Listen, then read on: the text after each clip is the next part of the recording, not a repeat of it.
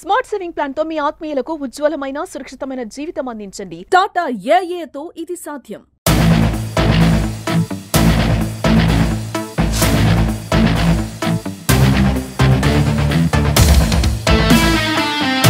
విచ్చలవిడిగా పుస్తకాలు అమ్ముతారు. ఈ పుస్తకాలు అమ్మినా కూడా ఇప్పటివరకు ఎంఈఓ గారు కావచ్చు ఎవరు స్పందించడం లేదు. అంటే ఇందూరు జిల్లాలో కావచ్చు, నిజామాబాద్ జిల్లాలో విచ్చలవిడిగా బుక్కులు అమ్ముకోమని చెప్పి మీకు డిఓ గారు పర్మిషన్ ఇచ్చిరా అని అడగడం జరుగుతుంది. వెంటనే డిఓ రావాలి, ఈ బుక్కులు సీల్ చేయాలని చెప్పి ఏబీపీ డిమాండ్ చేస్తున్నారు.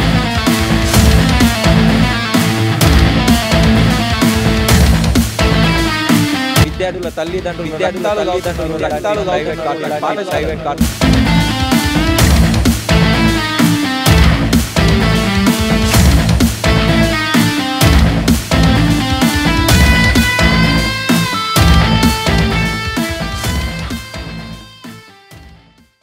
పాఠశాలల పర్మిషన్లు ఒక ఎత్తు అయితే పుస్తకాలు ఒక ఎత్తు. రోజు రోజుకి ఒక కొత్త మలుపు తిరుగుతూ ఉంది. మళ్ళీ ఎస్ఆర్ ప్రైమ్ స్కూల్స్, ఎస్ఆర్ డిజి, ఎస్ఆర్ మళ్ళీ సీన్ ముందటికి వచ్చేసింది. సో మనకి ఏబీవీపీ నుంచి విద్యార్థి సంఘ నాయకుడు ఉన్నాడు. నమస్తే అండి. నమస్తే మేడం. ఈరోజు మళ్ళీ ఎస్ఆర్ ప్రైమ్ గురించి టాక్ వచ్చింది. ఏంటి అసలు ఏం జరిగింది?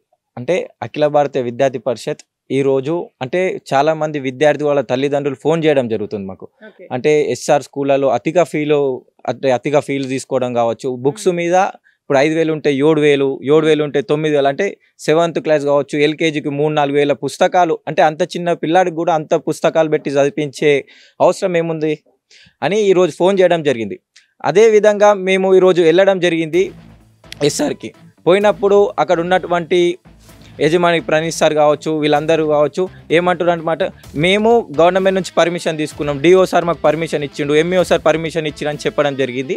మేము డిఓ సార్తో మాట్లాడితే మేము ఎలాంటి పర్మిషన్లు ఇవ్వలేము, మాకు ఏం సంబంధం లేదని చెప్పి కూడా క్లారిటీ ఇవ్వడం జరిగింది. అంటే ఇట్లా లక్షల ఫీలు కావచ్చు, పుస్తకాల మీదకి వెళ్ళి విద్యార్థుల తల్లిదండ్రుల రక్తాలు తాగుతున్నారు ఇలాంటి ప్రైవేట్ కార్పొరేట్ పాఠశాలలు.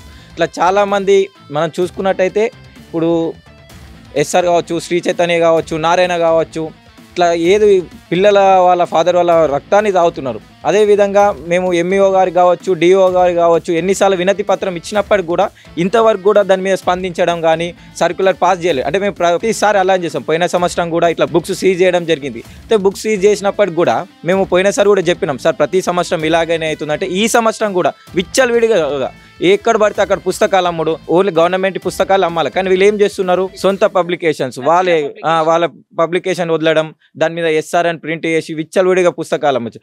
ఆఖరికి బుక్స్ నోట్ బుక్స్ కాడికెళ్ళి కూడా వాళ్ళే ప్రింట్ చేసి మారి అమ్ముతారు. అంటే డిఓ గారికి మీ కళ్ళకి ఇంతవరకు కూడా చిక్కలేదా అని చెప్పి ఏబీపీ అడుగుతుంది.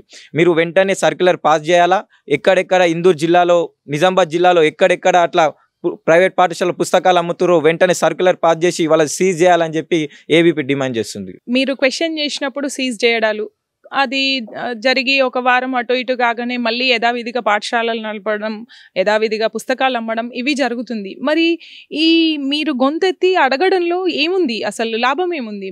అడిగిన 10 రోజులకి మళ్ళీ వాళ్ళు యథావిధిగా వాళ్ళ పనులు వాళ్ళు చేసుకుంటున్నారు. సో దీని మీద మీ యాక్షన్ ఏంటి? మరి ఇప్పుడు మళ్ళీ మేము ఆల్రెడీ ఈరోజు ఎంఈఓ గారికి కూడా హెచ్చరించడం జరిగింది. ఏంటంటే మీరు మళ్ళీ వారం లోపల మళ్ళీ ఇది తీస్తా అంటే మీ మీద ప్రెస్ మీట్ పెట్టడం కావచ్చు, అదేవిధంగా డిఓ ఆఫీస్ కూడా ముట్టడిస్తామని చెప్పి ఏబీపీ డిమాండ్ చేస్తుంది. ఇలాంటి చర్యలు పోయిన సంవత్సరం కూడా అలానే జరిగినాయి, ఈ సంవత్సరం కూడా అలానే జరిగితే మాత్రం ఊకునేది లేదని చెప్పి ఏబీపీ డిమాండ్ చేస్తుంది. ఇంకా ఎట్లాంటి ప్రాబ్లమ్స్ తలెత్తుతున్నాయి?